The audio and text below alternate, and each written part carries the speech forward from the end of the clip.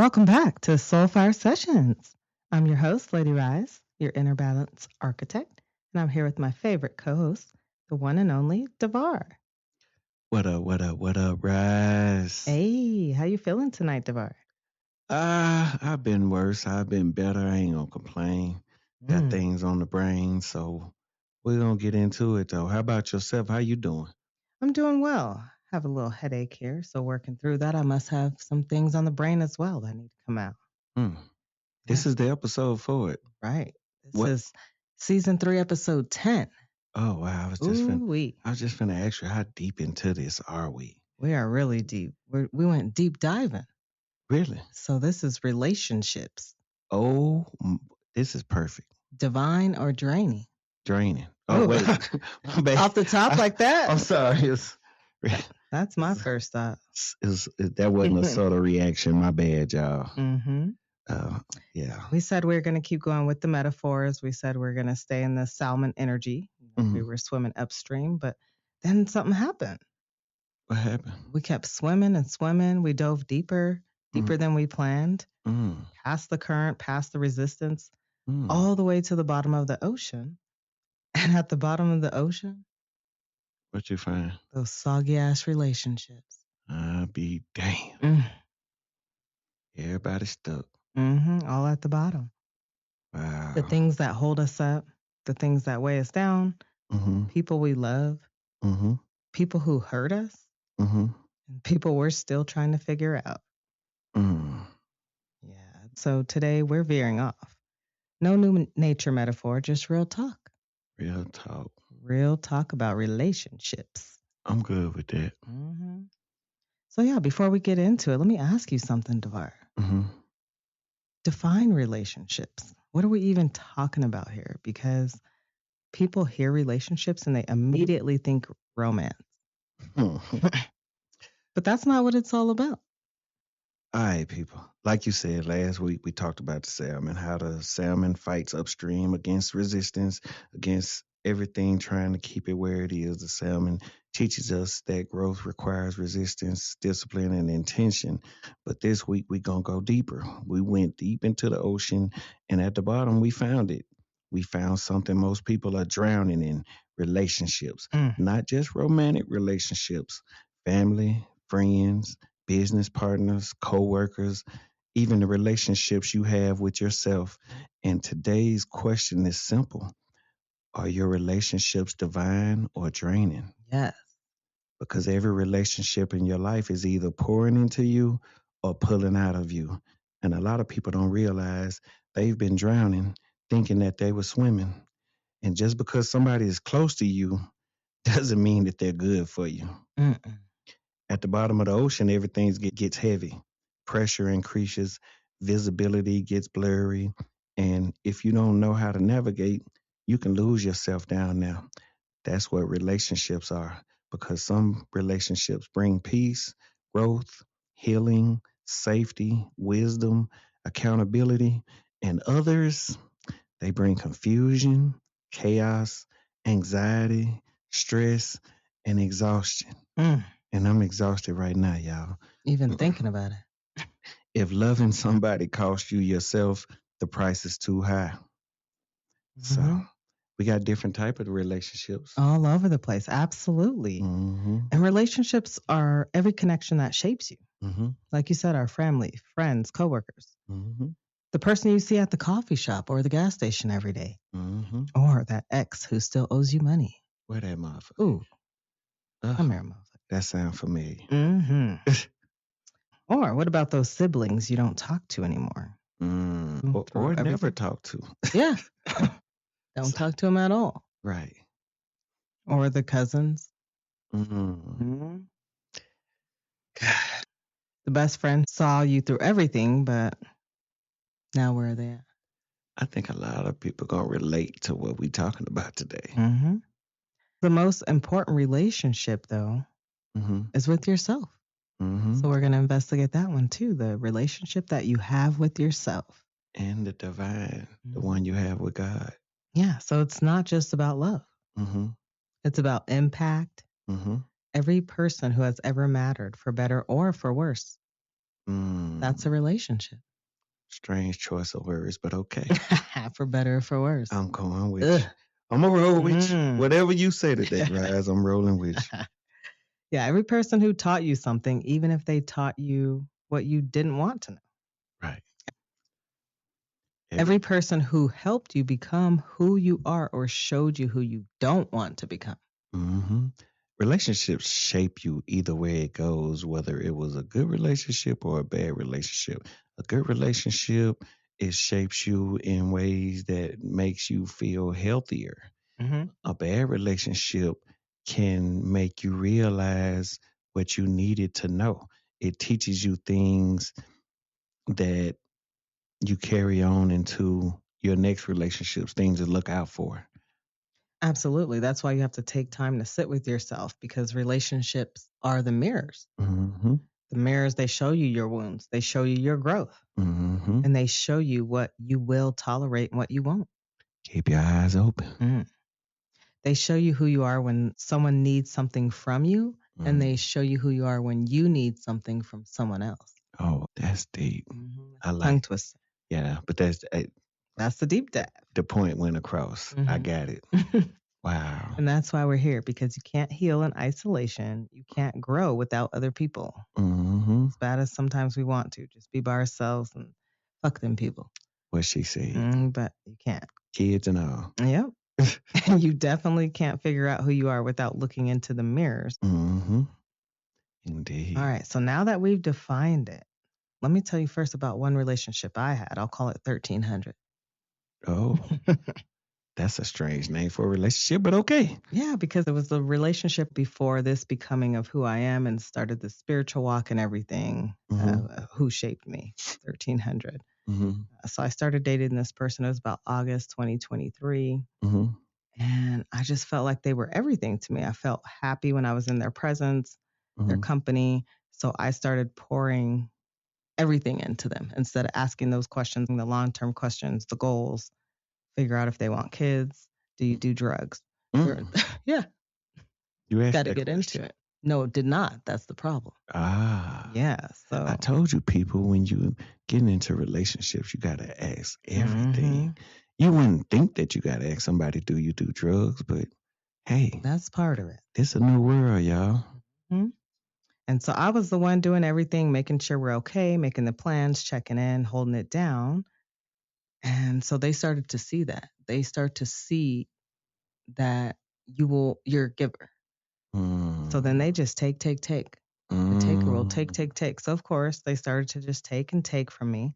And then their truck broke down. They had 2 flat tires on a huge ass truck. And with the big trucks, they need the bigger tires, cost more. So that's why I call it 1300, because they asked me for $1,300 to get that truck fixed. Here we go. Yeah. What did I do? You gave it to them? Why did I give them that $1,300? You know what? Because you're a giver. Exactly. They signed a paper saying that they will give it back. They will repay me. Signed it and everything. Looked me dead in my face like, I got you. That's about worth as much as the toilet paper that you wrote it on. Exactly. And that's what I had to learn. Look me dead in my face and lied. After that, that's when everything started to shift. They started to ignore me, avoid me. And that's when I started to realize I just got conned. I found out that those type of people, when they need something from you, they will hound you down. They know where you at all times. They keep up with you. You know where they at all times because they constantly calling you. But as soon as they get what they need from you, that's it. And that's crazy, because I thought in my mind we were so close. We were tight. That was my friend. I'm falling in love with this person. So I'm thinking, oh, there's no way they would do this to me. You're just totally blindsided. Right. Once they got that money, nothing, not $1 back, not even a 20, not a text. Hey, I'm struggling. I'm sorry. I can't get you back right now. And then to me, that messes things up for you in future relationships, because you don't know who you can trust as far as giving money. Exactly. Because I felt in my heart at the time that this person was solid. He signed, hey, give me a piece of paper. I want to write it down and show you I'm going to pay you back. Right. Like they put a stamp on it. I got you. And then still. So it's like, damn. And instead of I got you, it's I got you. Exactly. I got your ass. So then it made me feel like a fool. I felt shame and I had to learn. Okay, that signature doesn't mean anything. Mm-hmm. The person has no integrity, Mm-hmm. then that's what it's going to be. I learned that love doesn't make someone else honest. Mm-hmm. And sometimes you don't learn that whether they have integrity or not until something like that happens. Exactly. And that's And what I learned. I had to learn that $1,300 is a price to pay to find out who someone really is. mm, Mm. okay. So that was the lesson. That's the lesson. Expensive, yes. Worth it, also, yes. Because now I don't lend money just that I can't just hand out energy, currency, money, anything like that. Mm-hmm. My time, all of that to anybody who doesn't deserve it. So basically, to me, you didn't pay for their tires, you paid for clarity. Yes, exactly. I got clarity and I know that karma will take care of that. Indeed. So it was worth every penny because if I wouldn't have hit that lesson, I'd probably still be in it. Yeah. A lot of people say karma is a bitch, but karma is a reflection of whether it was good, a good deed, or a bad deed. So your karma that's coming for you isn't a bitch, but the karma for them Is a bitch. is a bitch. It's going to hit. So, yeah, so that's the deep dive right there. Today we're talking about situationships, relationships, no filter, raw, just truth. mm-hmm. So let's light it up. Let me give the people a little something to tell the difference between divine and draining relationships. So, divine relationship doesn't mean perfect. It means aligned. It pushes you. It challenges you. It prays for you. It protects your peace, tells you the truth even when it's uncomfortable. A divine relationship helps you become better, not smaller. The right people don't drain your spirit, they water it. And that applies to friendships, family, romantic relationships, businesses, everything. Because some friendships only work when you're struggling. Some family dynamics only feel good when you stay the same. I'm sure you're familiar. Definitely encounter that. Yeah. Some relationships only survive when you shrink yourself. I'm familiar with that one. Have you ever outgrown people who you still loved? And that was one of them. Yes. That you just told us about. Yes.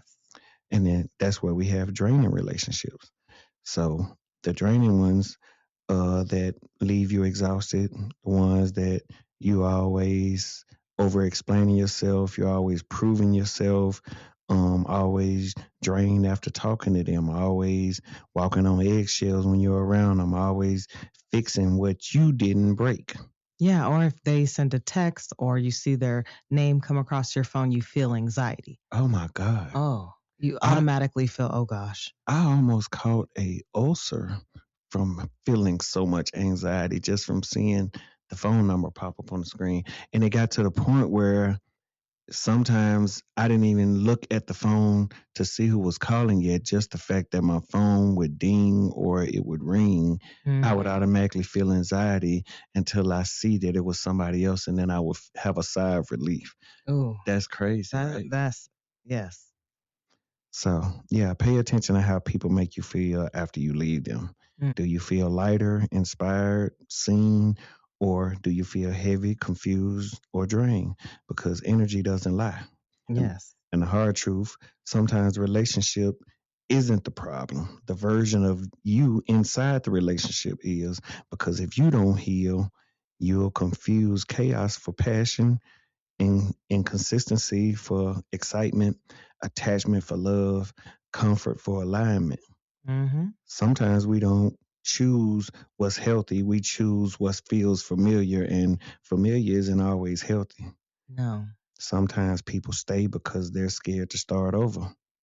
Sometimes people stay because loneliness feels scarier than dysfunction. Sometimes people stay because they're hoping the person becomes who they imagine instead of accepting who they actually are. And that's not going to happen because once someone shows you who they are, believe them. Please believe them. Yeah. Don't try to reconform them. It's not going to happen. Right. When you get into these dating relationships, stop dating for potential. Start paying attention to patterns. Yes. Mm-hmm. So Wow. So this is a hot topic, Debar. Can I go ahead and just absolutely light that ass on fire? I'm ready for it. Oh, we got to get this one out because what I saw at the bottom of the ocean, Mm. mm, sad. Go ahead and light me up. After you light me up, I want to talk about the relationship with yourself. Ooh, okay. Well, first, then that's what I'll ask. First question is what's the first relationship that you remember that shaped you, who you are today, for better or for worse? My parents, um, friends around me, um, not just the people, my environment, where I grew up. I'm a country boy. I'm from Mississippi. Had a lot of family members around. So yeah, a lot of that shaped me Mm-hmm. for better or for worse. I think I had a overly happy childhood, I would say, and it made me naive about a lot of things. Mm. You know, sometimes when parents try to keep their kids in a bubble and keep them away from all the BS of the world, they not prepared for it when it hits them. And it's a shocker and it all comes crashing down. They don't know how to react to it. They Mm-hmm. don't know how to react after it happens to them. Mm-hmm. So yeah, that's been my life, a lot of my life. Mm. Reality, culture shock, reality shock. Wow. Mm-hmm. I would have to say for me, my grandmother, she Mm-hmm. was tough, Mm-hmm. just the way she was. I looked up to her. She didn't play, but she was also calm. She had a calm spirit and humble. Mm-hmm. And she never let me forget that I am somebody, regardless. She and that shaped me for better. It's funny because people didn't talk that way around me. It was all laughs, giggles. Everything had to be fun. Hmm. My granddaddy was very playful. He used to crack jokes all the time. Hell, at one point, I thought he was a damn comedian. He was so funny, but he was just a nice guy.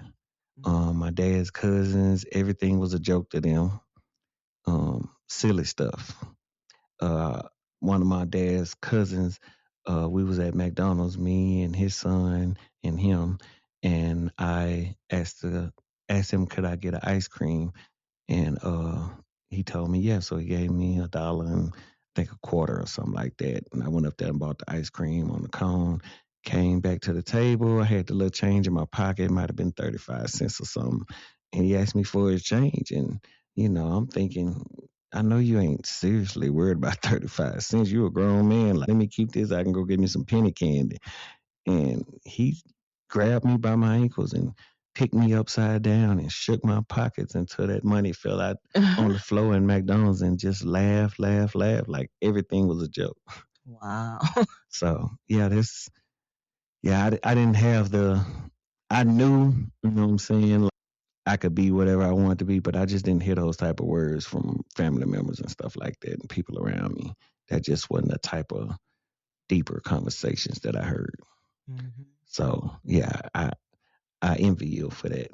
Well, I feel like that's the for worse part. For better or for worse, the for worse part is then we experience those are our first relationships, is all the love and, like you said, the shielding. Hmm. So then we expect everyone else to love us that way. Oh my God, yes. And we're like, wait a minute, why are they acting like that? Why did they do that? You said a whole mouthful. Because baby, they don't.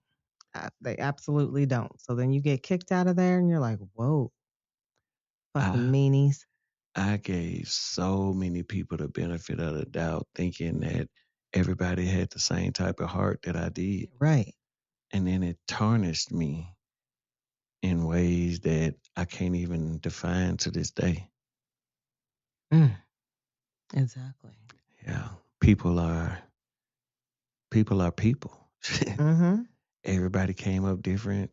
Some people came up being shisty and trying to get over on people. They came up with their family doing it to them or teaching them how to do it. And for people like me that never had that around them, they don't know what to look for. Exactly. I have no clue what it looks like. I think that's where they get the term from.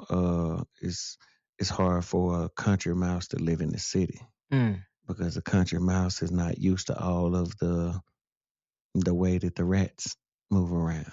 Mm-hmm. And that's a lot of what I had to learn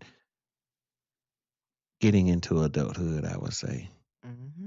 Hmm. People will do you completely wrong and have no remorse for it. And that's the part I can't understand. I feel bad even when somebody do me wrong. I feel bad for trying to do them wrong, or I don't even know how to explain it, to And be I don't honest. even think that that's taught. That's like guilty conscience or Hmm. feeling bad, Yeah. feeling sorry for someone, empathy. I don't, that's just something that's in people or that Hmm. they grow with that because I don't think that that's taught. And I don't think it's a bad thing, but at the same time, you got to stay away from certain people or you will constantly get used Hmm. when you have empathy or you feel bad when something bad happened to somebody else. Right. Because they see that from you. So they play on that. Yeah, I might be overly, um, I don't know what the word is, but like when I hear somebody on the radio that wins something, or I hear somebody win the lottery and stuff, it almost makes me want to tear up with joy because I'm so happy for them. That's how I am. I get so happy and I cry when I see other people win. I want to celebrate with them. What are Mhm. we doing? How are we going to Right. celebrate this win? And I Mhm. feel like there's not a lot of people out there like that. A lot of people really throw shade and they're actually haters when they see you Indeed. Over the simplest stuff. winning. Hmm. Over the simplest stuff. Nobody wants to see you. A lot of people don't want to see you win. I ain't gonna say nobody. A lot of people don't want to see you win, and it's hard to distinguish who those people are. Because they'll be so fake in front of your face, Hmm. act like they're cheering you on. But that's what I said. Look for the patterns. Hmm.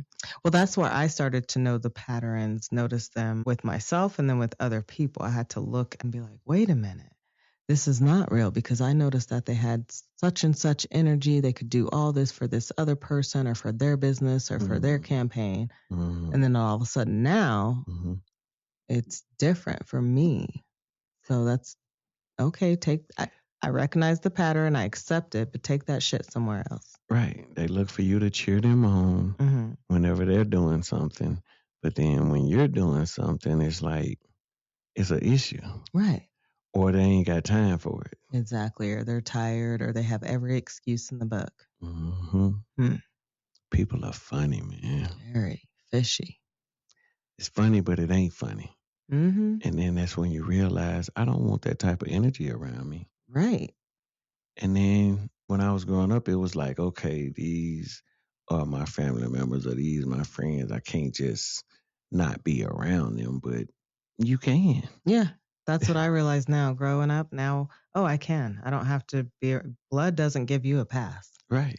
So, Being friends for 10, 20 years don't give you a pass. If you wrong, you wrong. hmm So, so that brings me to my next question then. What's something you've never said to a family member but wish you could? oh my God, you did light the fire. Um, wow. I got to ponder on that for a second because Mm. sheesh. Um, why couldn't you treat me the same way I treated you? I got a cousin that I kind of had to feed with a long handle spoon. I never get into a car with him again in my life. The last time I did, I got pulled over. I got a charge for something that I didn't do, and they wouldn't own up to it. Um, any female that I brought around them that I was dating, they would try to talk to them while I wasn't paying attention. And sometimes that was a good thing because it would let me know where What the type of female female stood. was? Hmm. Yeah. And some of them definitely talked to him and they ended up sleeping together and everything before I found out. And I didn't find out from that cousin. I found out from other people. Mm. So, yeah. So, like I True said, snake in the grass. yeah. So, yeah. Why you don't treat me like I treat you? Definitely. Mm. What about yourself? I would say Sometimes I'm drowning and you can't see it because you've always got your head up your ass. Oh. Oh. Well, you know you can't ask me nothing like, come on now. Soulfire Sessions. She is so real, y'all. Okay. They told me, said the real friends are the ones that'll tell you about yourself, whether you're doing right or tell you about yourself, whether you're doing wrong. For me, that's RiZe. This my best friend right here, y'all. She keep it real no matter what. Mm-hmm. And hurt your feelings or not. Truth hurts. We gonna talk it out, Mm-hmm. and then we gonna move on. It wasn't malicious. It was definitely to help. A lesson to catch. Mm-hmm. That's not. I don't have bad intentions. I just feel that it feels better being truthful. That throat chakra expression. Once I started expressing that, I was like, this is amazing. This feels better than an orgasm. Oh. Uh-huh. Oh, that's pretty damn good. Mm-hmm. Okay. Speaking your truth. That part. Mm-hmm. All right. And so have you ever outgrown a friendship? How did you handle it or not handle it? I've outgrown a lot of friendships. Some of them it just kind of faded out, You just quit talking and quit showing up to their stuff. They would always have you show up, and they would never show up to anything that you had going on. If you didn't call them, you didn't talk to them. If you didn't go by their house, you didn't see them. So I just let it fizzle out. And I basically called myself doing a little test at the time and was like, I wonder if I don't holler at them, what'll happen. That's me too. And it all just faded out. Yep, because I'm always the one reaching out, setting the plans, making sure everything's still moving. Yeah. And then it's funny because this friend I ran into in the grocery store one day when I took a trip back to my hometown, which is where they still live at. And they saw me and they was like, yeah, man, what's going on? All the fellas getting ready to go do this and this, come through. And I was like, well, I really just came home to see family. Y'all can come out. Where my mom live at, come out and visit us. I drove hundreds of miles to get here. Like, you can at least do that. And they was like, if you don't come here, you a punk, and we gonna let you know the next time we see you. Okay. Mm-hmm. I'll be that. Right. And well, I'm supposed to lose some sleep or something because you called me a punk. I didn't go. Right. I did not. And it feels so much better. And I didn't think no more about it actually until you just asked me that. I forgot all about it, honestly. Nice. And I've seen them several times since then, and I didn't get called a punk because talk is cheap. Right. Yeah. Stand on what you said. Yeah. I Talk dare to these you. knuckles. I dare you. Yeah. Yeah, for me, I handled it messy at first. I ghosted. I was avoidant. Now, I just let it fade naturally. I'm a grown woman. Sometimes it wasn't meant to be. If it wasn't meant to be, then let that season pass. Why am I trying to keep winter when I want summer? No, thank you. That's the problem. We try to hold on to relationships that really never benefited us, but at the time we didn't understand that they didn't. It just feels comfortable. It feels like they're supposed to be there. You have to have them there. So right, I need friends, and this is one of my longtime friends I've known since 7th grade. And how you just gonna let that go? But I get it. I get it now. So what about on the romantic side?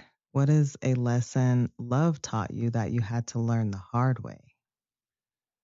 Don't lose yourself in a relationship that is not treating you right. I lost myself for years, and I knew I wasn't being treated right. But I thought that, when you got that type of entanglement, that you at least try to put forth your best foot no matter what. But sometimes when you put your best foot out, it constantly gets stepped on. It's like, okay, I'm tired of my feet getting stepped on, so I'm out. You got to know when to take care of your own feet. You gotta know when to hold 'em, know when to fold 'em, know when to walk away, know when to run. It was time to run, y'all. Sprint. Yeah, and Mm. I was full blast, out of breath by the time I got done running. I ran all the way across the country. So Mhm. yeah, Well, I didn't even have to run because they ran from me. But that Mm-mm. showed me that they were the coward. It wasn't me. Nothing was wrong with me, that they were the coward. Did you chase? No. Well, I guess for in the beginning I did until I started realizing my worth and who I was. Mm. But that's what I realized, that love isn't enough. I Mm-mm. feel like we all think once we say I love you, that just means that person's going to be loyal to you, have integrity with you. So Tina Turner was on to something when she said, "What's love got to do? Exactly. Got to That's do some with real it, shit right there. What does love has to do but with a the shit? secondhand emotion." Oh Because you my. can love somebody with your whole chest and they can still treat you like an option. Mm-hmm. Love Yeah, doesn't make people treat you right. Standards do. yeah. I had a roommate. I thought we was real tight. This dude went out, got drunk, came in, threw up all over the bathroom, and he went in my closet, got a blanket out of my closet, went in the bathroom and cleaned up everything, and just stuffed it back in the closet and didn't even say nothing to me. I found it a few days later. Oh. Bro, I thought we was tight. What the hell just happened? Mm-hmm. And then he got mad at me for saying something to him. Okay. You're always the monster when you. Speak up Yes. when you open that throat chakra. Mm-hmm. Yep. So, and right then I knew you ain't my friend. Right. We just roommates. And we ain't gonna be there for too much longer. Right. So, yeah. And it's funny because he still shoot me Christmas texts and birthday texts and all this mess. Yeah. See, that type of stuff is so fake to me. This is what I call the associate zone. I look at those as bland sandwiches. Mm-hmm. You have a top, a bottom, and nothing in the middle. No substance. Mm-hmm. No meat. Get the Right. fuck out of here. Right. I want some meat in my Right. sandwich. Like, what are we doing?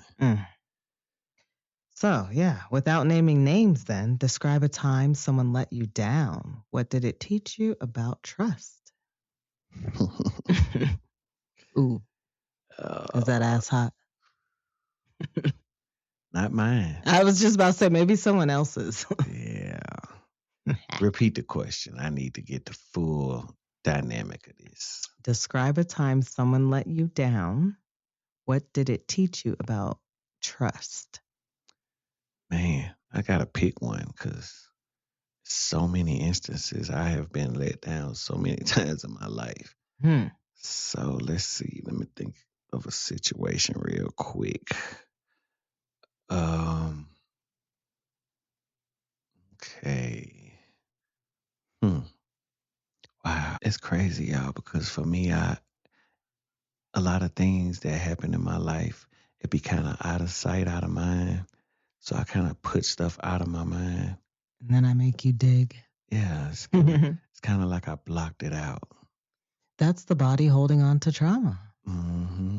that you've never brought up and dealt with.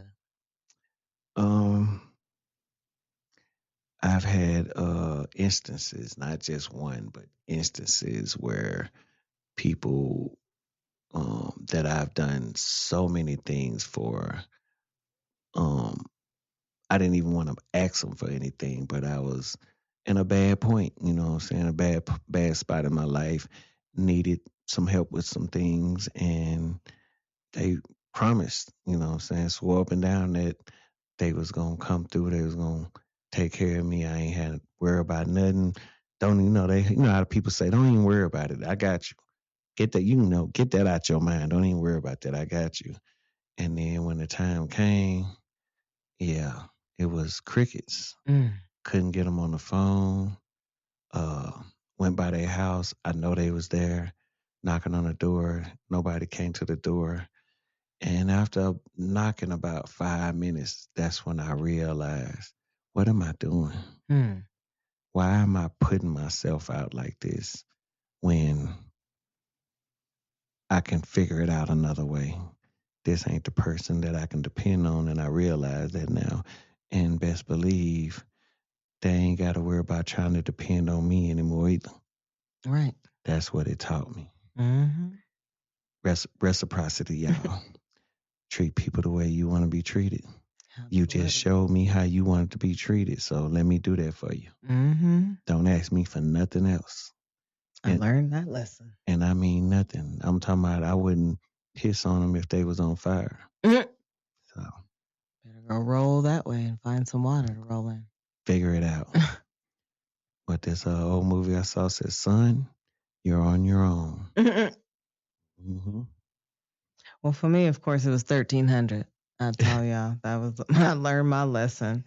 That was a lot to just hand over, and someone telling me, oh, I got you. A signed piece of paper taught me that meant nothing. Mm-hmm. A word means nothing. Mm-hmm. When someone shows you who they are, believe them. Mm-hmm. Taught me that trust is earned in small things over time, Mm-hmm. not just given because someone signs a piece of paper or because you believe that they love you or Mm-hmm. you love them. Right. And I said earlier that it distorts relationships in the future as far as you helping somebody else or letting somebody else borrow. But for me, I look at it differently. I think I heard the rapper Drake say this. I don't loan money to friends that I can't afford to just give to them. Mm-hmm. So basically, when I give you something, I don't expect it back. If you Exactly. give it back, I definitely appreciate it, and that gives me a newfound respect for that person. But if I don't get it back, I'm good because I literally gave it to them when I put it in their hand. I just didn't tell them Mm-hmm. that I was giving it to them. You know, they asked me could they borrow it, and I said I'm loaning it, but I knew it was a chance I might not get it back. So I made up in my mind this was something that I could afford to give. If I can't afford to give it, I'm not going to let you borrow it. That's what I have learned too. I flipped it. I'm the blessing. I'm thankful that I had it to give. Mm-hmm. And so if you don't expect it back, and Mm-hmm. then that's what it is. Then you Yeah. don't have to. But if you give money that you can't afford to just give somebody, you lending out money you can't afford to just give somebody, you are putting the relationship at risk. Right. Not because of you, but because you don't know their character and how they're going to react with it. Exactly. And just because you give somebody something and they gave it back to you one time, you lended out something they gave it back one time, don't mean that it's going to happen every time. People change. Yeah, that could just be up front just to show how you put your best. To get you started with Yeah. it. Mm-hmm. Your best coat on when you go to work at first. Mm-hmm. And the next thing you know, the laundry basket falls over. Uh-oh, you have no more clothes to wear. I like the analogy. Indeed. Yeah. So, have you ever had to cut someone off for your own peace? How did you know Hell it was yeah. time? Hell yeah. How did you know it was time for them to go?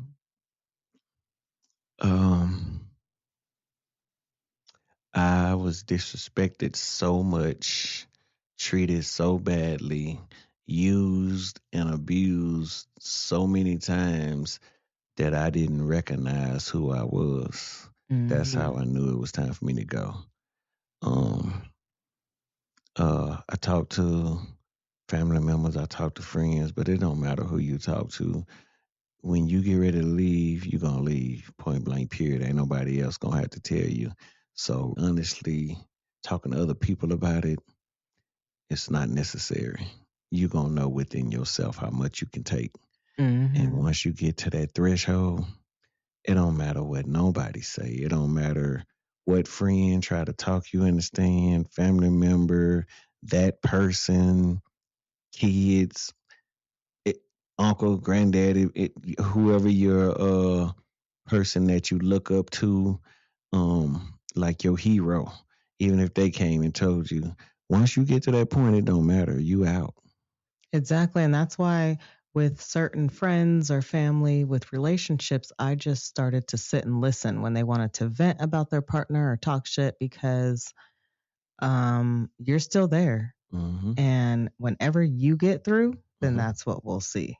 Yes, I'm here to listen and for you to vent and get that out, but there's nothing for me to say Mm-hmm. because I can't tell you what to do, tell you when to leave. You should have been.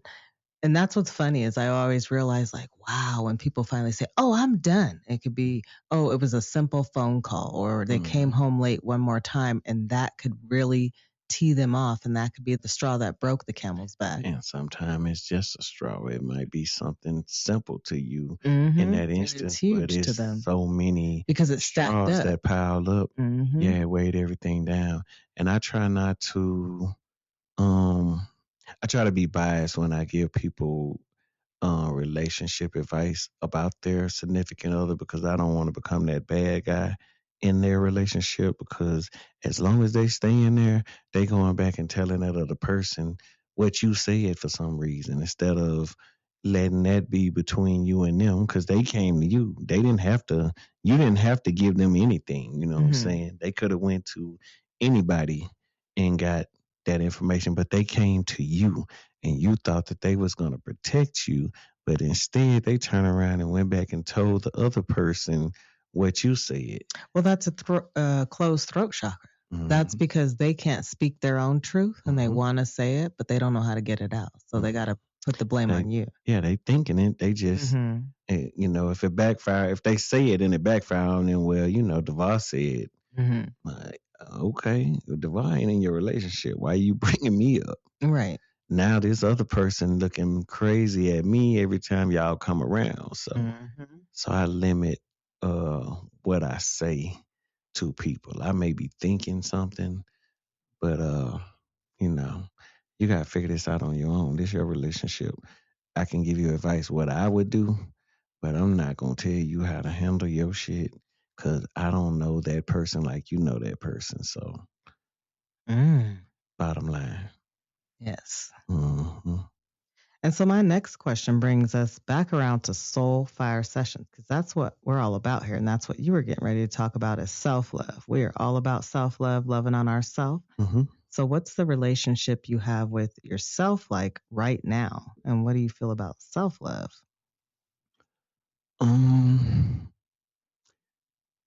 My dynamic with myself is stronger than it was a year ago.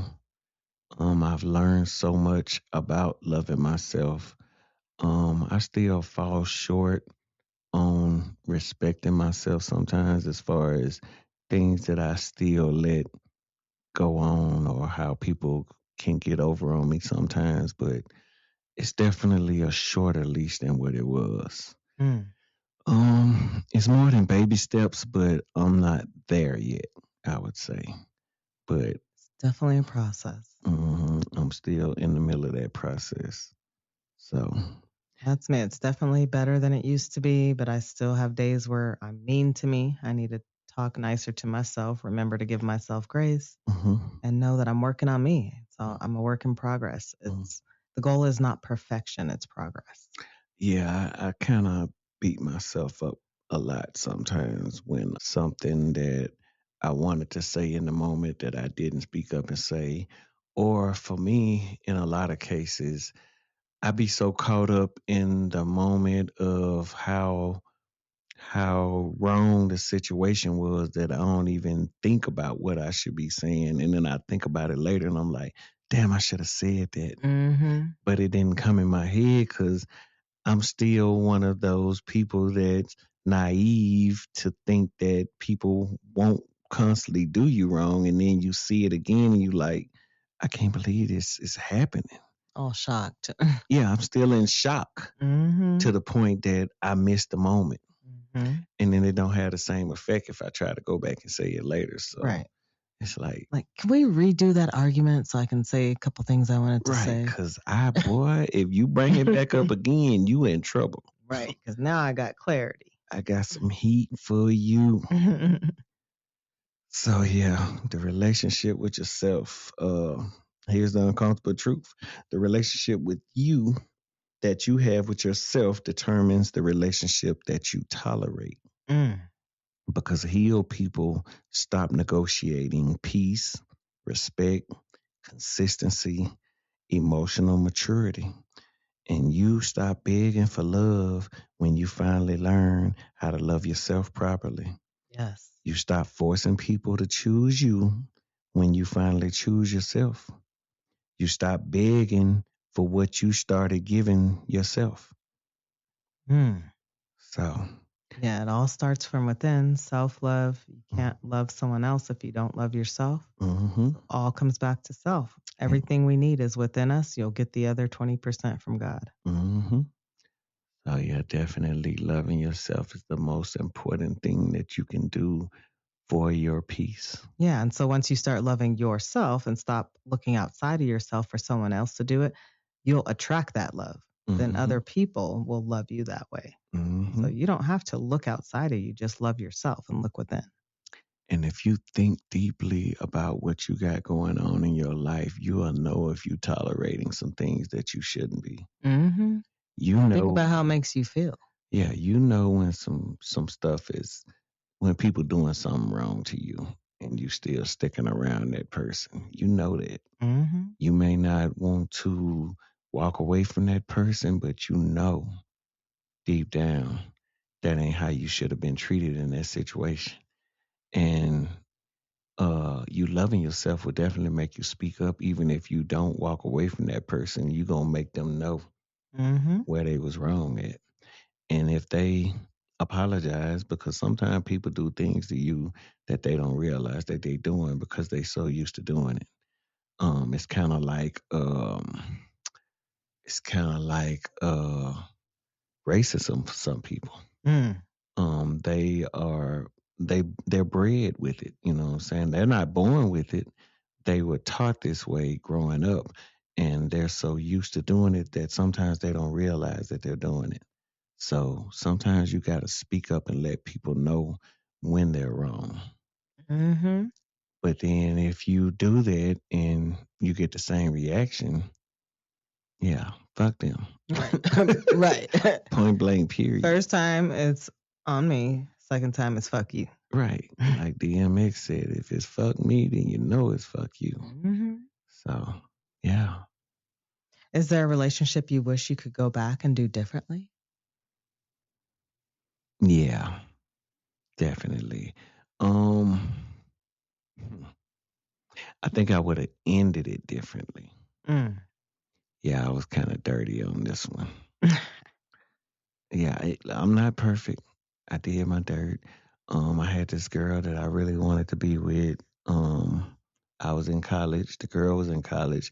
The girl that I was dating was a senior in high school. I was a freshman in college, and I wanted to be with this other girl. So instead of just, I told the other girl, the one that I wanted to date, I was gonna go back home and let this other girl know that I wanted to end things, but I didn't just do that. It's the way I went about it. Mm. Yeah, I went home and basically had a good evening first. Mm. Yeah, went and slept with her. Still couldn't build up the nerve to tell her. And it's funny because she the one that brought it up. She was like, yeah, all of my friends was like, yeah, you off in college and stuff. You gonna find somebody else and you was gonna come home and break up with me. And I told them you was wrong. And she said, I'm happy that they was wrong. And then I just looked over at her with a sad face and I was like, nah, they right. Oh. That's why I came home to tell you that. Do you feel like that moment is a reason why you're getting any of your karma today? I don't know about today, but I definitely have gone through it after that.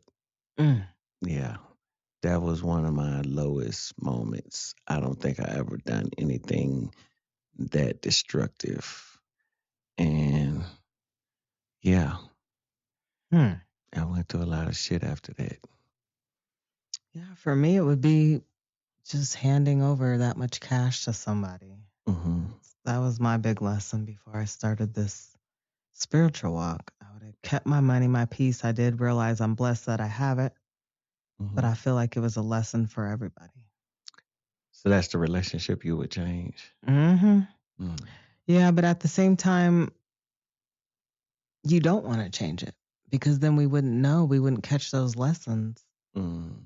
and shape us to who we are today. Mm-hmm. I'd probably be out there still, giving men money who needed it for their tires. That's Mm. so lame. Mm-hmm. Mm-mm.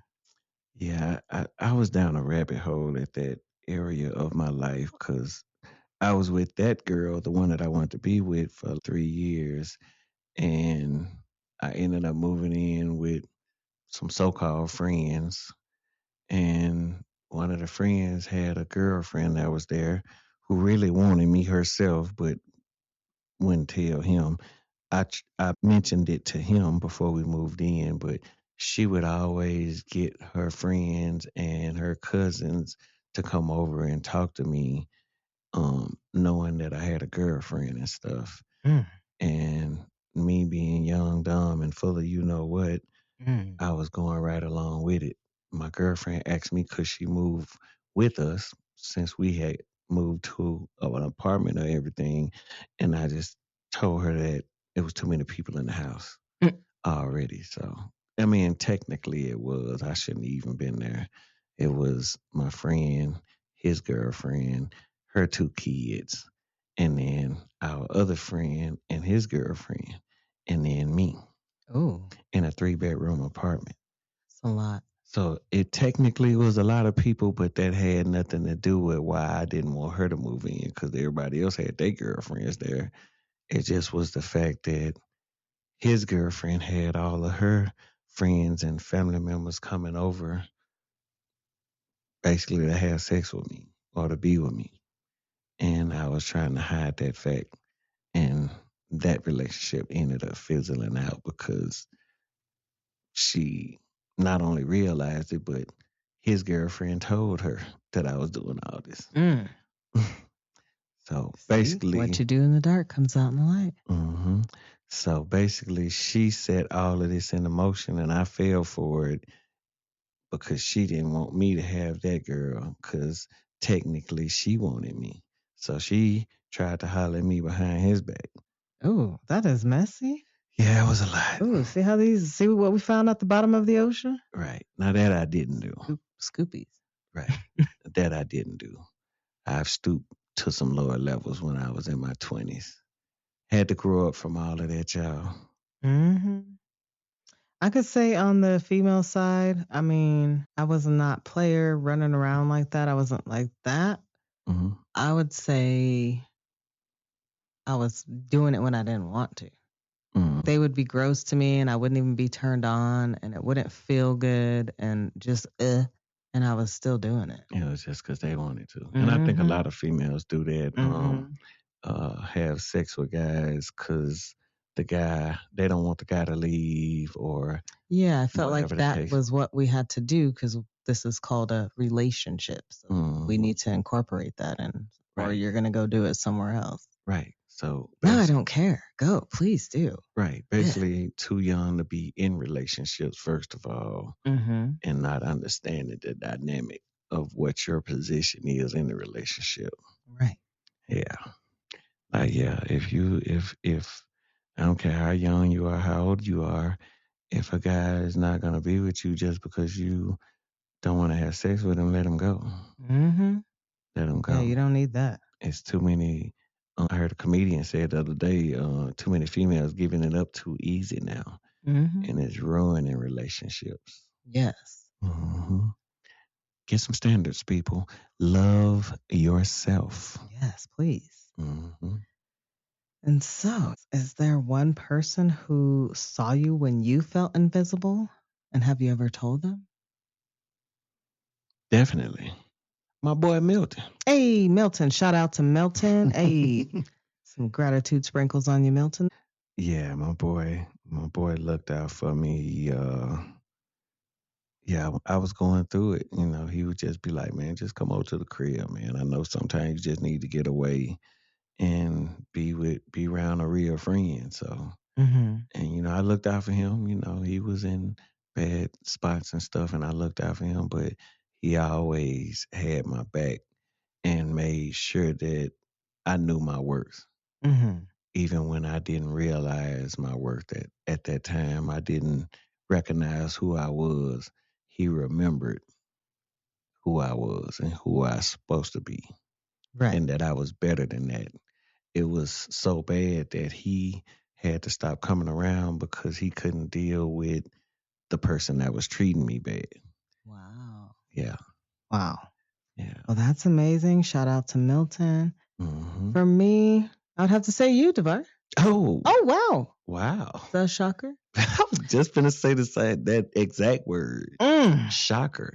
Well, while I was after that in 2023, when I was going through that process, I would have to say my cousin. But like we were saying, the seasons, Mm-hmm. only for a season, I feel like that was for a season because when we met, you see what I was going through. Cousin wasn't really around. She was doing her own thing, tapping for Tanner and stuff like that. And so I feel like I've always had these seasons where I'm going through it alone and I'm always the strong one. I'm always the one checking on other people. So when you showed up and were actually believing in me and seeing what I didn't see, Yeah. I was like, wow. Wow. So I appreciate you, Devar. Wow. Oh my God, y'all. She gonna make me cry. Aw. Ah. So thank you for seeing me when I didn't even see myself. Wow, you are so welcome. And please believe you definitely have been that friend for me as well. Mm-hmm. Wow. Oh my God. Yeah, you got me. All right. Ah. So then what's one thing that you're working on in your relationships right now?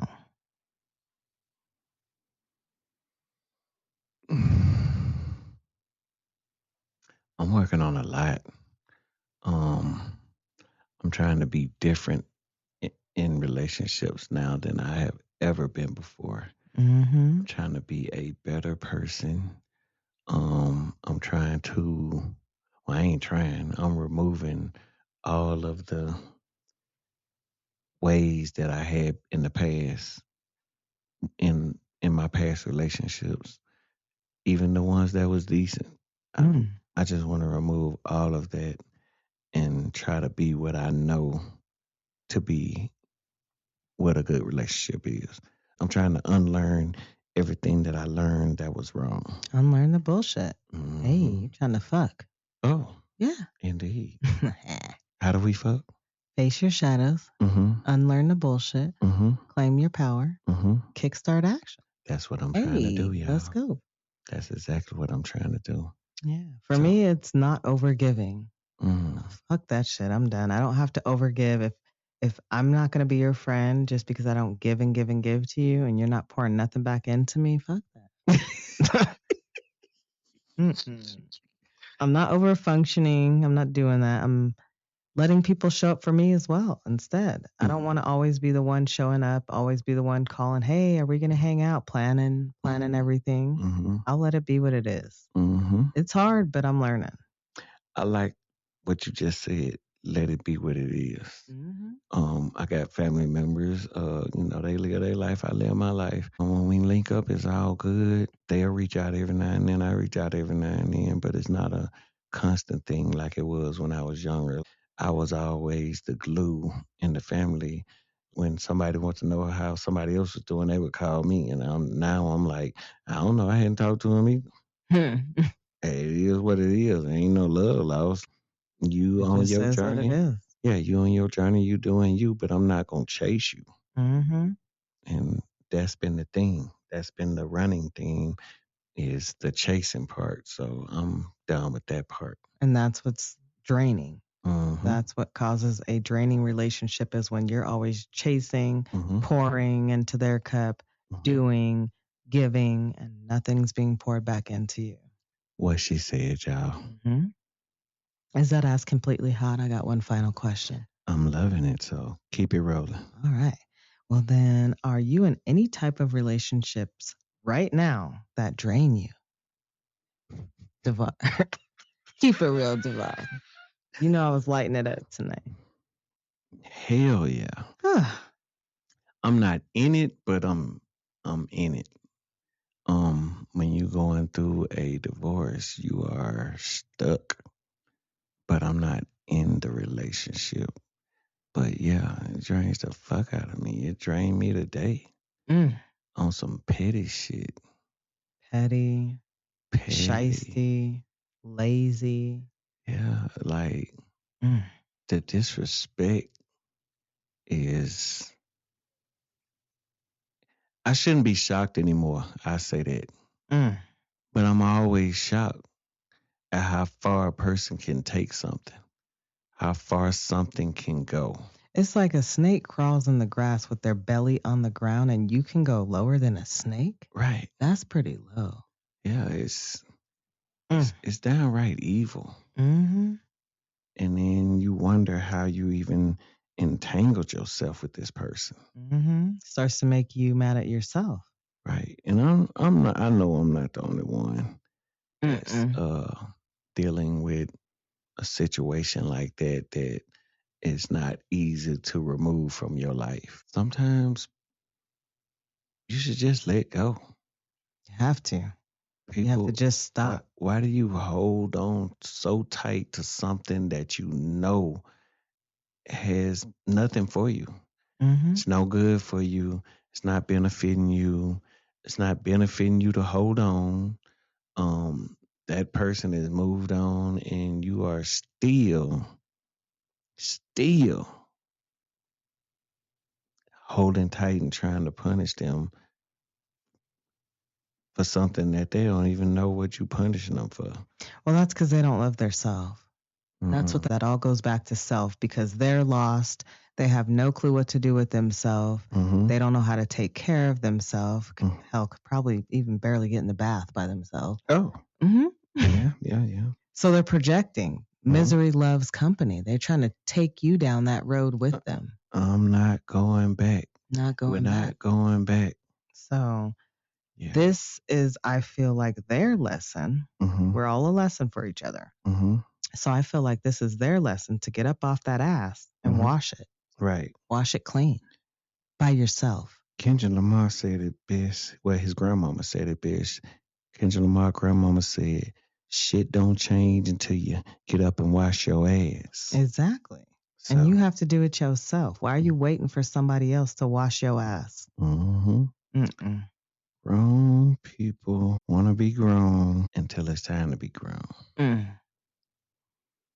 Wow, that was great, profound relationship talk there. Raw, real. I love it. Mm. But it's that time, Soulfire family. It's time. You know, I always got to give you something to take away, something that you can later use when you feel off track and need to refocus. Okay. Let's go with that. Yeah. So when you're feeling off in your relationships, when you've been over giving, over functioning, forgetting your worth, you need to look in the mirror and remember one thing. What is that, RiZe? I'm the shit. Oh, hey, wait. I am the shit. Oh my God. I love that. And that's the framework. Shit. Okay. Shit. Because when you're feeling like shit, Mm-hmm. you need to remember I am the shit. Oh my God. I can't wait to hear this. Yeah, it's an acronym. Feed it to me right now. With divine meaning and chakra alignment. Let's break it down. Okay. Shit. See your worth. Mm. That's your crown chakra. You got to see your worth. Divine identity, your self-knowing. That's your connection to source. This is the first step of self-love. Yes. See your worth. Okay. You are not what they made you feel. Mm-hmm. You're not their opinion. You are not your mistakes. Right. None of us are. Right. So see your worth. That means you stop outsourcing your value to other people. Please do. Okay. So you can't expect everyone else to value you if you don't see your worth first. Period. Mm-hmm. Like we were saying, it's an aura. My question is, why would they? Right. Some people might. Mm-hmm. I saw the value in you. Yep. Everybody not going to see that. Mm-mm. Most people ain't looking for it. Right. So, yeah, definitely see your value. See your worth. Okay. Next, have standards. Yeah. Have some fucking standards. Oh, my God. I And got that's your solar plexus. somebody got punched in the throat just then. Y'all okay? All right. I hope they okay. That's your personal power and your boundaries. Mm-hmm. I hope y'all setting those boundaries. That's the second step, is to have some standards, not preference, not wishes, but standards. Yeah, definitely got to get clarity on that, because I don't think a lot of people understand what it means when you say standards. But yeah, What you require to stay in a relationship is not up for debate. that part. So have some standards. That part. Don't lower yourself. Don't lower your standards below what your standards should be. Yes. So having standards means that you stop accepting breadcrumbs and calling it a meal. Mm, Because I know y'all still hungry. Cut it out. right. Right. And so your solar plexus chakra with that is place your hand on your upper belly, breathe fire into that section, and affirm, I have standards. Mhm. What I require is not negotiable. And I don't lower myself to make others comfortable. I'm glad you had to say that. And if y'all still don't understand, you deserve a certain level of respect. You deserve a certain level of being treated right. Don't let people go below that standard. Mm-hmm. Okay, have some standards. I love that. Yeah. Low standards don't keep people around. They keep the wrong people around. So remember that. Ooh, Damn. the wrong people. Jesus. So raise your standards, y'all. Indeed. Next, you're going to invest in you. You have to do that. Invest in you. That's your root chakra, your stability foundation, Mm-hmm. self-love, self-care, self-funding, pouring into self. Be the first to invest in you. Mm-hmm. The time, energy, and love you keep giving away, put that into yourself. Mm-hmm. Don't expect other people to give you a boost, to give you a hand up, to give you compliments, to give you growth. You got to do that for yourself first. Yes. And then once they see you doing it, that's when they'll join in. Mm-hmm. So, And we always say you can't pour from an empty cup. right. You can't expect anyone else to fill it up for you. Right.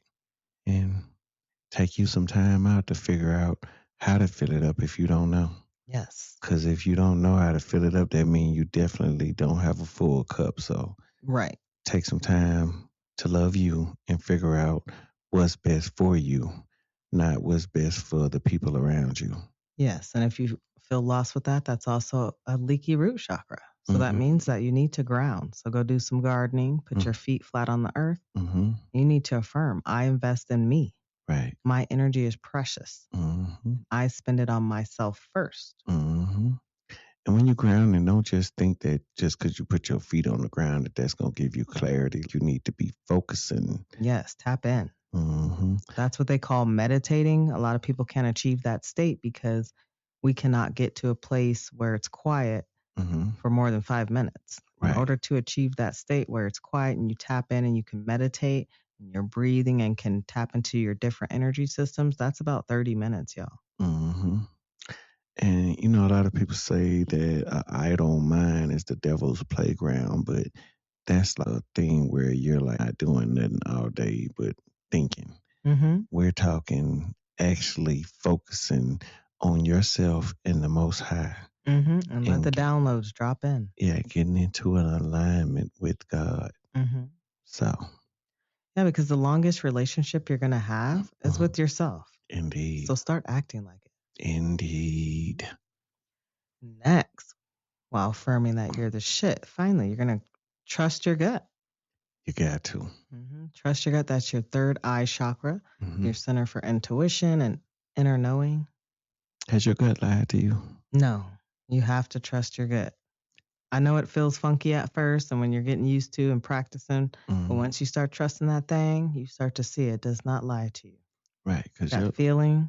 Your gut will tell you that shit hurt. Mm-hmm. That whisper, that knot in your stomach, that's not anxiety. That's your wisdom. Mm-hmm. Your gut knows before your brain catches up.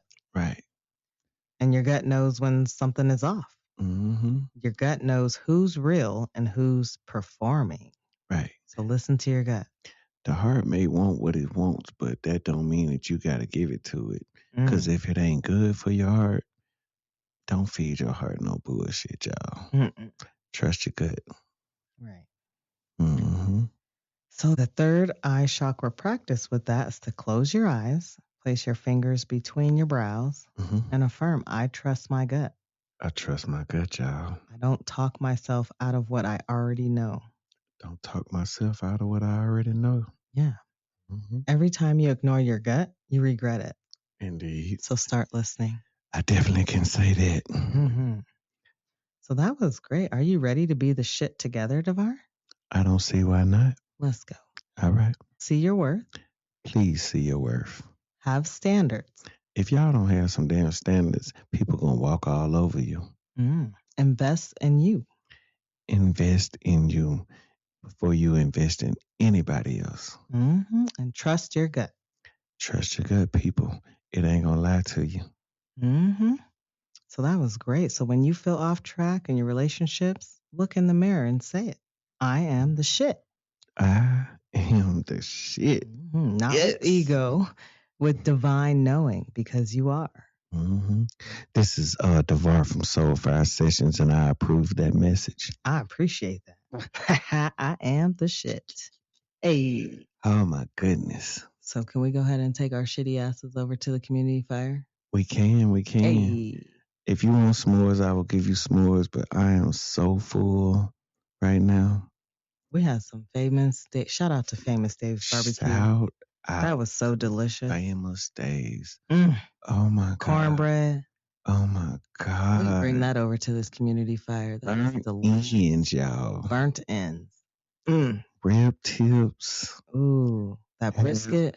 Half a slab, the pulled brisket sandwich. Banana pudding.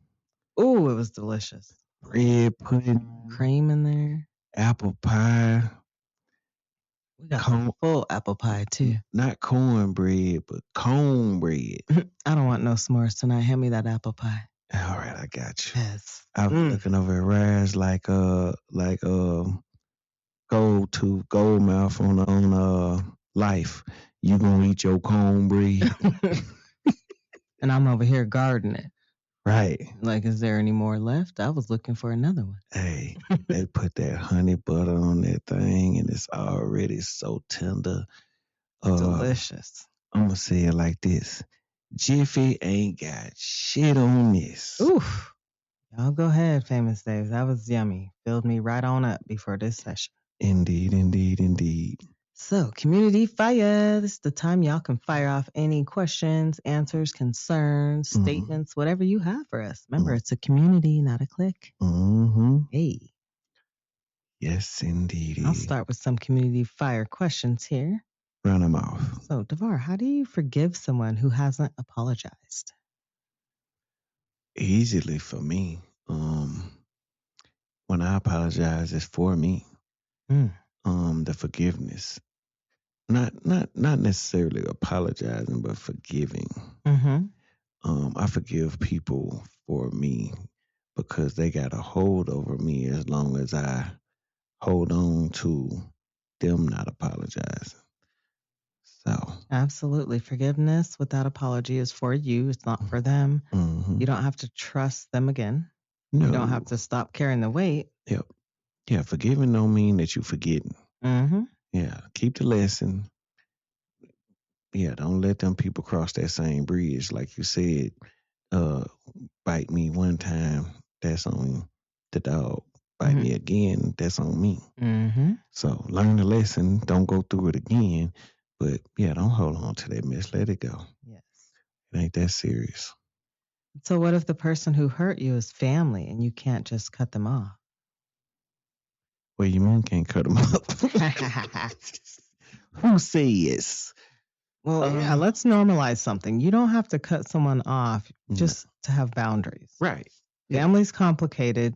You can love someone and still have space. That's that cousin I said I'll never get in the car with again. We go to family reunions and laugh it up and talk all the time when we get around each other and everything. But I ain't doing certain things with you anymore. Yes, you can be in the same room, but not let them have access to all that energy that they used to. Mm-hmm. Mhm. You'll be a fool if you do. And so, what I've learned is that you can't cut them off. That doesn't mean that you have to tolerate everything. Mm-hmm. Stop expecting them to be who they're not. I tell you, my grandmama said feed them with a long handled spoon. Mm-hmm. Keep them at bay. I ain't got to get rid of you. I don't want to not talk to you for the rest of our lives and stuff. To me, that's a bit dramatic. That mean that you still hurting.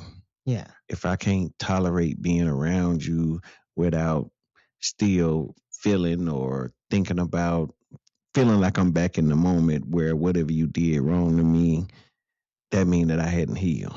That's still pretty intense. Right. So I'm gonna be around you. I just ain't gonna let you take me there no more. Right. Caring from a distance, loving without overgiving, being present without being vulnerable. That's what it is.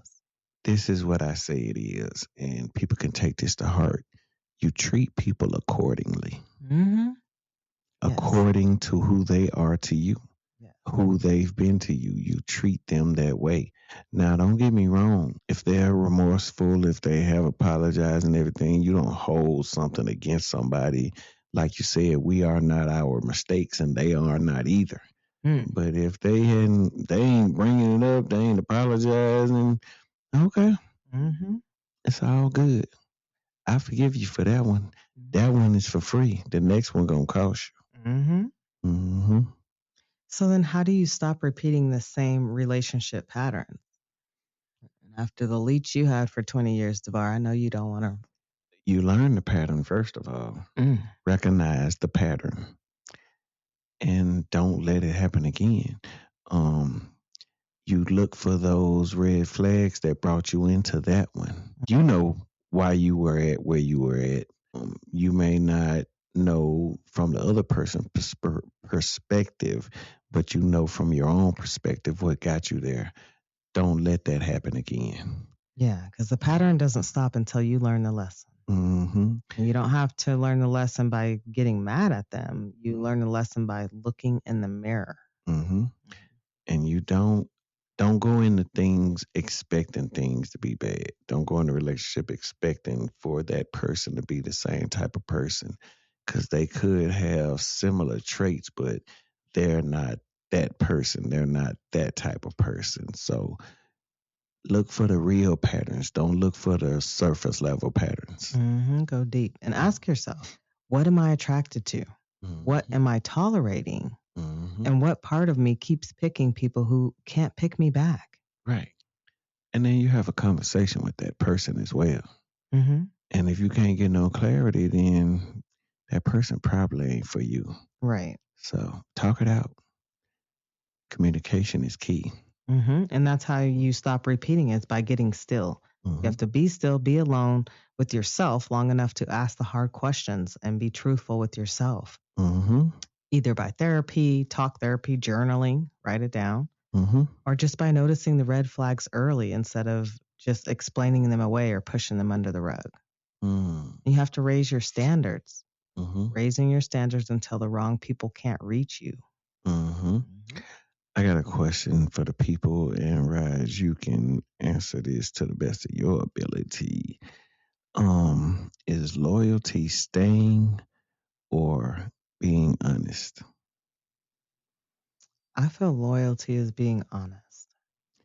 You gotta be honest. You got to be honest. Truth trumps everything, because in the end, that lie could turn around and create a whole nother catastrophe that you. It's so many people that expect loyalty, but they have the definition misconstrued. They feel like you just being there with them means that you're being loyal. But if it ain't no honesty in the situation, then somebody's uncomfortable. And how is that working? It's not. So in their mind, if I'm staying somewhere that I'm uncomfortable and I'm not speaking up, then in my mind I would be looking at, if that was me, I would be looking at loyalty as being a bad thing.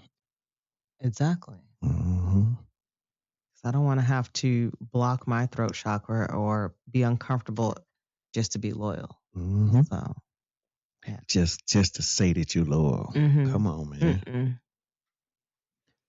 And so, yeah, make sure you sit with yourself. You have to date yourself for a while. Date yourself, know what you like.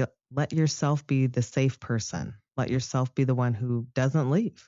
Mm. Break the I like pattern by that. refusing to participate in it anymore. I like that. Date yourself. As Yes. a matter of fact, be loyal to yourself. Be loyal to yourself. Mm-hmm. The common denominator in all failed relationships is you. Mhm. That's not an insult. That's just the truth. That's a the fact. key. Mm-hmm. Yeah. So change you, and that will change the pattern. Mm-hmm. I think my dad realized that after his third marriage, he was like, well, it's been 3 times and I've been the common denominator. He said, so I guess it's me. Yeah, you ain't got to guess. You got it. You ain't got to guess. It was you. Mm. So, yeah. Well, then how do you rebuild trust after somebody breaks it? Patiently. Mm. Take your time. Keep your eyes open, but you got to open your heart at some point, or it's that old saying, I'd rather have loved and lost than Never not loved. loved at all. Yeah. Mm-hmm. So yeah, you got to keep yourself open to love. Yeah, you're going to get hurt in life. Sometimes people do hurt people, especially hurt people.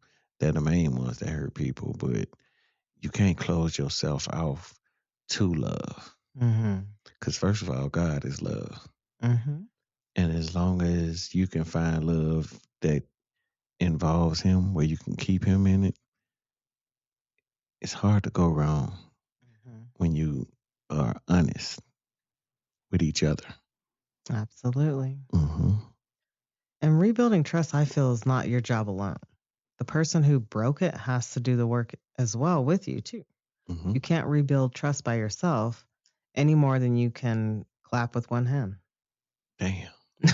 So That's truthful. that's what I've learned. True. Trust is rebuilt in small things over time, Mm-hmm. not in one big apology. That's not going to. Nah. Something happens and people, oh, I'm sorry, and they want it to just go away. That's not going to happen. Right. Not one grand gesture. It's small, consistent actions. Right. But I feel like at some point you have to forgive that person for whatever the transgression was and not hold it against them. Like apologizing for the rest of your life is pointless. Mm-hmm. It means that person was never going to trust you again in the first place. Mm-hmm. But yeah, definitely those small acts should rebuild the trust. Yeah, and then the part that nobody tells you is that the trust may never look the same. They may rebuild the trust, and that's okay. Wouldn't expect that. Mm-hmm. You don't have to trust someone the same way you did before they broke it. Right. Trust can evolve into something different. It's more cautious, more conditional, it's more protective. Right. For you to ask for it to look the same, that would be asking for blind trust. Mm-hmm. And yeah, it's hard to get blind trust back. You gave the blind trust first, and then they broke that trust. So yeah, now you got to keep your eyes on the swivel. Yeah, and sometimes trust doesn't come back. Sometimes it won't come back at all. Mm-hmm. And the best thing you could do for yourself is forgive for your own peace. Right. And never give them access to hurt you again. Mm-hmm. And that's not failure. That's just self-protection. Right. We always got to go back to self. Mm-hmm. If it's going to be you or me, it's definitely going to be you because it's not going to be me. So. Right. So sometimes, like I said, can't force things. It has to flow. If it works, it works. If it doesn't, it doesn't. Yeah. Ask yourself, is this person doing the work? Mm-hmm. Are they being patient with your healing? Mm-hmm. Or are they rushing you to get over it so they don't have to feel guilty? Right. Their response to your healing tells you everything you need to know. Mm-hmm. I have rushed to get over it. What I felt was rushing. Well, what they felt was rushing. I didn't feel it was rushing because it had been years, and I I just got to the point where I was like, at this point, I don't care if I'm not forgiven. I'm not going to beg you to forgive me. Either you do or you don't. And we can just move on from here or not. I'm over it. Mm-hmm. Especially if the person ain't treating you right. After whatever the situation happens, it's nothing there that makes you care if they forgive you or not. Mm-hmm. Yeah. Just let it go. Let that shit go. Let it be. Mm-hmm. Well, that was some great, profound, deep ass relationship talk, Devar. I love that. It was, and that was some great apple pie around the fire too. Mm-hmm. And we might have to incorporate that. Yes. Yeah. I love that. I'm cool with it. Those burnt ends. Oh my God. Give them to me. Oh my God. So before we let this fire die down, that was great. Any final flames for our listeners, Devar? You know what? I got a final flame for you. So this week, take inventory. Everybody, look at every relationship in your life. Friends, family, romantic, business, even the one with yourself, and ask yourself, are they helping me breathe or teaching me how to drown? Because everybody can't go where you're growing. And some people only feel like home because you got used to surviving there. Got used to surviving there. Holy shit. Mm-hmm. Get out of there. Please. I love it. Well, I'll say the deepest waters hold the most truth. Mm-hmm. So don't be afraid to dive. Mm. And 1300 taught me that some people will sign a paper and still lie to your face. But it also taught me that I'm worth more than a broken promise. Indeed. And so are you. Indeed. So see your worth, have standards, invest in you. Yes. Trust your gut. No, you are the shit. I am the shit. So here's your assignment. Call or text one person who saw you when you were invisible and tell them thank you. Gratitude sprinkles. Got to show some gratitude. And then if there's a relationship you outgrew, give yourself permission to let that shit go. It's okay. Let it go. Let it go. Let it go. You got to. And ask yourself, how's my relationship with me? Be honest. Because that's the most important one in your life. That's the most important one. That's the one you can't get away from. Right. Period. Yeah. And next, you want to just go ahead and put shit on your mirror. Oh. Yeah. The acronym, that is. Oh, okay. Yeah. Put the acronym on there. I got you. Somewhere where you'll see it every day and affirm, I am the shit. And next week, we're back to our nature metaphors. But for now, assess those relationships, sit on what comes up, and make sure y'all subscribe so you never miss a spark.